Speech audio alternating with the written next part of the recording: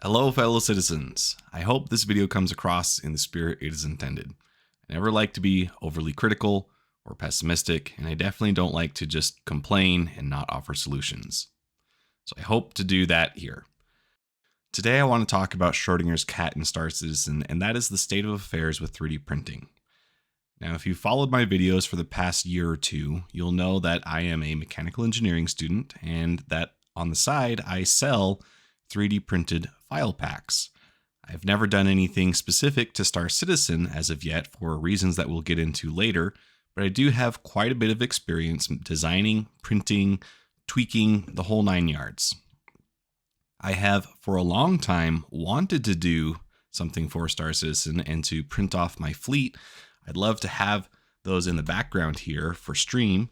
And if I could, I'd print my new Galaxy and put it on the center of my kitchen table as a conversation piece.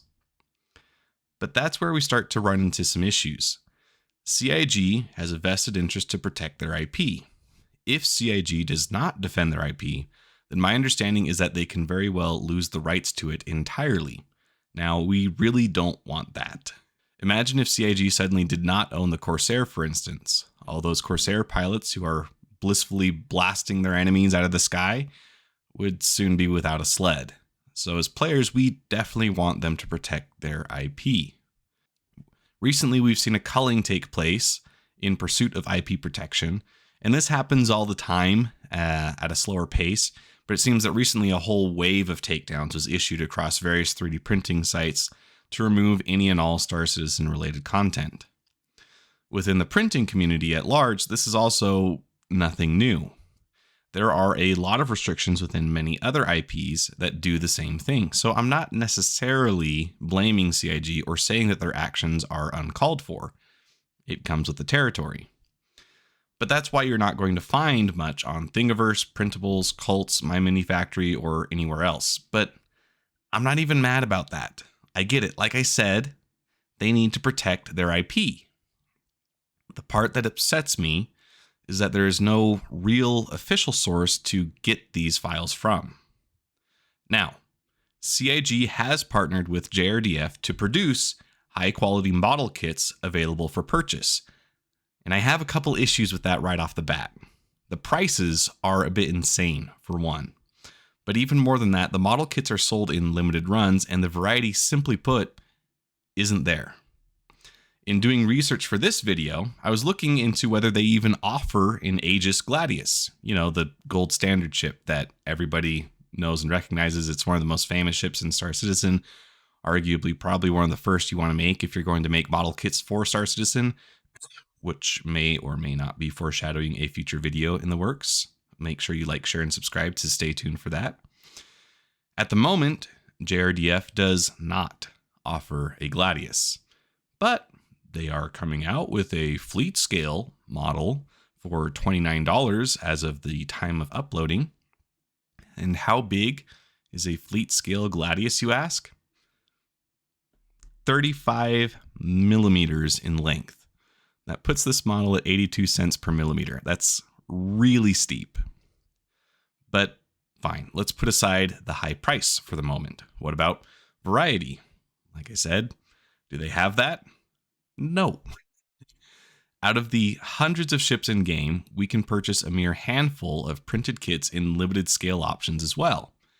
And truth be told, I don't want a 1/500th Gladius, I want a 1/50th Gladius. And JRDF is never going to offer that. It's too big for shipping, too niche for development, and too impractical for a consumer product. There's just a lot of reasons why it does not make sense from their perspective. And like the rest of their catalog, it would also come with all of the downsides of 3D printing these kits. They are not cheap. Now, this might come as a surprise to you because it seems that one of the things that is often touted for 3D printing is the relative inexpense of production. And it is a cheaper method of prototyping compared to other processes, but for producing a final product in large quantities, it's terrible, which I'm sure contributes to the outrageous prices of the JRDF model kits. 3D printing only really makes sense at all in limited production runs. because once you scale up to any large number of product, it makes much more sense to buy tooling for injection molding and other more conventional mass manufacturing methods. But this is a double-edged sword. Tooling is expensive, and you need to have enough sales to justify the investment. Star Citizen model kits, I'm afraid, aren't capable of commanding that level of product movement yet. And maybe that will change in the future, but for right now, there's just not enough people lining up to buy these kits. And that's going to leave us with limited production style methods of production. But there is a solution here. Sell STLs. I don't want to pay $29 for a tiny Gladius, but I would gladly pay that money for an STL that gives me the ability to print that Gladius at any size that I want for my own personal use. Heck, I'd even pay more. And this has a number of benefits as well. If you're selling files, there's no shipping. There's less customer support needed because you don't provide parts or replacements. Quality control gets a lot simpler because you leave that mostly up to your end user. And I know all this because that's how I do business. When I design a kit for my own side hustle, I print it out, I test that it works, and then I sell it online. I don't do much else with it.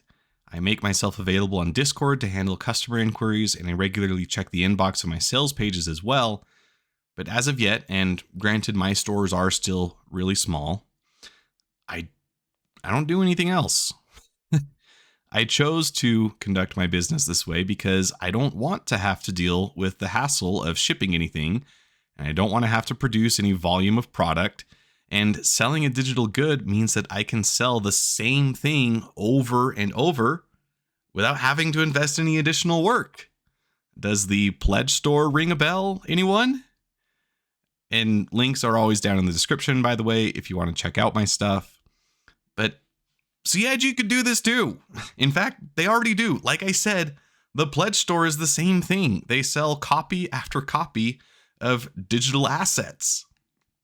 Now, JRDF does good work, and their models are top-notch. The detail is great, but their stock is limited, their variety is limited, and their scale sizes are limited. If tomorrow JRDF started selling their own STLs, I'd buy them in a heartbeat, assuming reasonable pricing, of course. And I'm not even trying to nudge JRDF out of the space. I just want this put forward as an alternative. And you know what? There are still many of us citizens that don't have 3D printers. For those people, it totally makes sense to buy a fully printed kit. But for the many of us that do have printers, it would make a lot more sense to sell us STLs. And I think that this would potentially open a pretty big revenue stream for JRDF or for whoever CIG decides to partner with to make this happen. Now, I did a Spectrum post about this, hoping to collect feedback and get some discussion going, and I got a couple responses that I want to address. There is something called StarFab that allows you to rip files from the game. You can then clean these up in Blender, print them out, and you're good to go, right? I guess, but it is a ton of work, and the average user is not going to have the skill set required to do any of that. And frankly, I'll admit it, I got StarFab running myself, but I don't have the skill set to clean these up in Blender and make them printable. At the same time, though, anytime someone wants to print the exact same thing, let's say I print a Gladius, and then tomorrow someone else wants to print a Gladius, they have to do all the work that I do to make that printable themselves. So they're just repeating all of the same work. And that's really not a great solution. If only there was an official source to get the printable files from that were already cleaned up. And if only we had someone to do the work once and then sell those as officially licensed files. Where might we find someone who is cleaning those files up? JRDF, perhaps? And another user pointed out that it would be a lot of work, and who do I expect to do that? Well, this is no different than what CIG is already doing with JRDF. They provide raw files to them, they clean them up, they make them printable, they print them, and then they sell the kits. I am simply suggesting that their current partner sell those cleaned up files as well. It would not require any additional work from CIG beyond what they already do for JRDF, and it's not like this is a new idea either. There is an entire industry of premium STLs sold like this. Take Gambody, for instance. You can buy all kinds of optimized files, both for SLA printing methods and for FDM. And JRDF could be the same thing for Star Citizen. Or they could find a different partner who's willing to do that. And yes, once you start selling files, you open yourself up to people re-uploading them elsewhere. But I would point out that that is already happening when someone goes through the StarFab route and uploads the results of their work there. If there were an official source to get the files from, I think it would immediately cut down on the number of times these files get re-uploaded for the same reason we as citizens already buy $400 JPEGs. It would also make it that much more appropriate for CIG to issue cease and desist takedowns, but at the very least we'd have an alternative at that point. It's not like the well suddenly dries up and you can't print things. CIG provides a new well. In short, printed kits are really cool, but they come with a lot of drawbacks. For one, they are insanely expensive, both to buy, produce, the whole 9 yards. It's expensive in every step. They are slow to produce in any kind of volume, cost prohibitive to do so, and limited in scale options. And not enough people are buying these kits to warrant cheaper production methods. So instead, if we could buy STLs and print them ourselves in any scale we want, we eliminate a ton of overhead for a company like JRDF, and then we have that freedom to make it any size we want. This gives a cheaper alternative for people with printers, and JRDF can still be selling those kits to people that don't have them.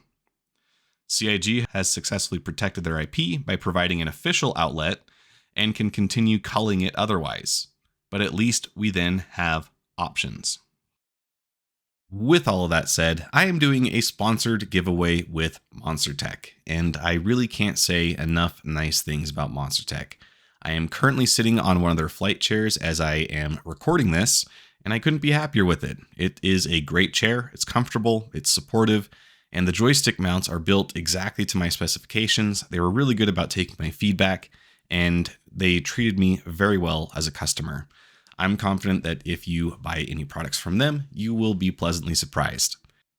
And if you want to win your own pair of desk or chair mounts, all you have to do is subscribe and leave a comment on any of my videos with the secret word.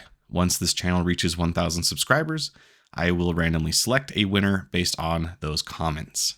Today's secret word is, if you could print a Gladius at any scale you choose, what scale would you pick? Other than that, like, share, comment, subscribe. Let me know what you think. I'd really love to hear your thoughts. And until next time, this is Odd Job Entertainment, signing off.